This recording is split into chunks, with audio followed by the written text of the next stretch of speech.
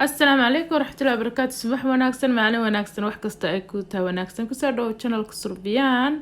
Saaka maxaa inii wadaa maxaa idin la qaybsanayaa waxaa inii wadaa alaab yar oo maaska ah oo aad iyo aad u fiican waa laba nooc insha Allah wixii aan ka sameeyana waa arkaynaa hadii Ilaahay yiraahdo waa kana alaabta aan ka sameeyay halkan waxaan ku haystaa caanaha dhayda ah caana allaale caanaha markaas aad haysatid oo dhay ah weeyaan waa caanahan kala tan waxaa waaye waa caano yogurtka ama ciirta fadhisa oo baleenka waxba ku jirin fruit iyo waxba toona ku jirin halkan waxaan ku haystaa kafeega aan gacanta ku soo qaaday markii hore iyo shukulaatada powderka ah marka qaabkii aan u diyaarinayo ayaan hadda bilaabaynaa insha Allah halkan waxaan ku soo shuban doonaa hadii Ilaahay yiraahdo laba qaado oo maxaa la yiraahdaa shukulaatada powderka ah ama shukulaatada shiidan hadba sidii aad u taqaani waa shukulaatada caanaha ilmaha loogu qasayo qof walba ku qasan karaan laba qaado oo yaryar ayaan ku soo shubtay dhamaal waxir baa iga daatay shukulaatada ayaan meeshii ku soo shubtay maaskaha koobaad ee aan isticmaali doono wuxuu ka koobnaan doonaa caano iyo shukulaatada ah saad arkaysiin wax kaleeto ma ku soo daray caanahana insha Allah wax yar tartiibtaada ugu dardarso ha iskaga badineen maaskaha shukulaatada leh shukulaatada iyo caanaha aan dhahay ay leedahay faa'iidooyin badan runtii aad iyo aad ay wajigaaga waxay kaaga dhigaysaa bright waxay kaaga dhigaysaa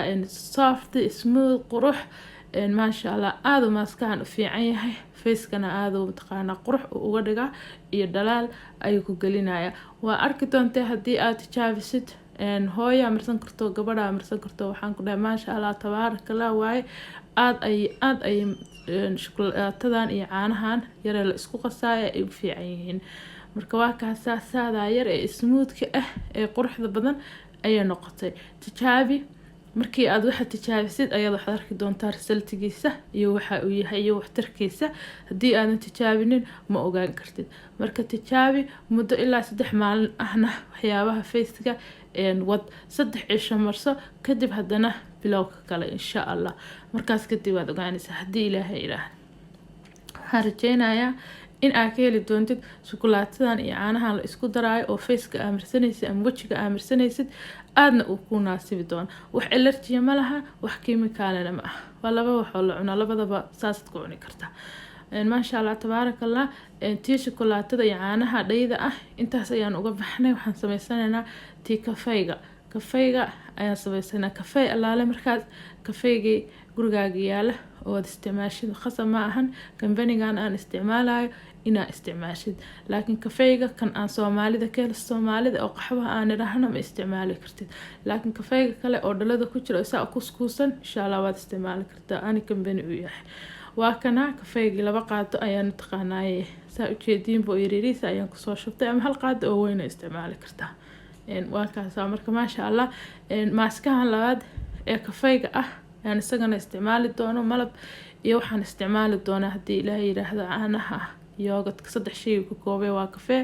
malab iyo caanaha yogurtka muxuu isagana taraa muxuu u fiican yahay maaskahan aad u jeedaan oo caanaha iyo yogurtka kooban wuxuu taraa ama uu saacidaa dadka wajiga ku leh finanka madmadowga haaraha waxyaabaha hooska wajiga ka galay aad iyo aad ayuu fiican yahay intaan saddexdan shay gabdhaha aan ugu la talinayaa inay marsadaan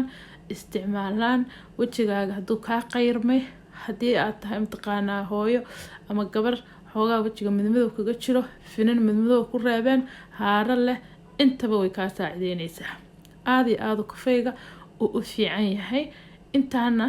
waad marsanaysaa si fiican u soo qasay kadibna marsanaysaa waxaad ku haynaysaa wajiga wax walba aad marsatid waxa fiican inaad ku haysid 15 daqiiqo ilaa 20 daqiiqo ka badan waa ku haysan kartaa laakiin waa inta ugu badan ee ugu fiican in wajiga lagu hayo marka walaalahayga maaskooyinkan labadaba ma kala dhacaan labadaba aad ii naasibeen waxaan rajeynayaa in adigana ay ku naasibi doonaan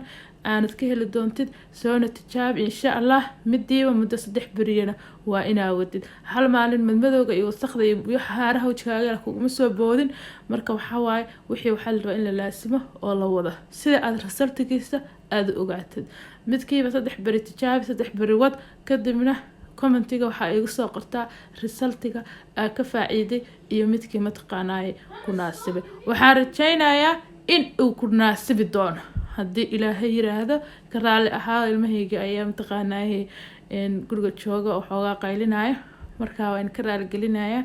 aad iyo aad u mahadsantihiin dhammaantiina walaalaha cusub ee igu soo biiray waxaan leeyahay channelkiini waaye soo dhawaada gacmo furan qalbi furan wada shaqeyn wacan aan idin rajeynaa kuwa cusub ee nagu soo biiri doona ee fiidiyogan daawan doona inay ka helaan aan rajeynayo ayagana waxaan leeyahay hanaga ilaawina inaan noo tiraadaan subscribe ka saartaan shareka iyo commentiga aad mataqaanaa asxaabtaada kaleeto aad la sheergaraysid iyo gabdhaha walaalahaya aad u sheergaraysid alaabtan hubaal waan ogahay in laga faa'iidi doono labadan maasko ee nii soo geliyay waa 2 maasko oo muddo haddaan isticmaalayay runtii in aad ka faa'iidi doonteen insha Allah waxaan rajeynayaa inaan ka faa'iideysin sababtoo ah wixii aan ka faa'iiday ayaan mar walba idin soo geliya waxaan anigu muddo dheer isticmaaleynina marnaba idin soo geliyo maxaa yeelay wixii aan ka faa'iiday ayaad qofka la sheer gareyn kartaa ogtahay resultigiis aad iyo aad u mahadsantihiin dhammaantiina soo dhawaada maadile haddaan nala joogto weligaa nala joog oo thumbs up ka noo saar haddii aad nagu cusub tahayna sheerka salaam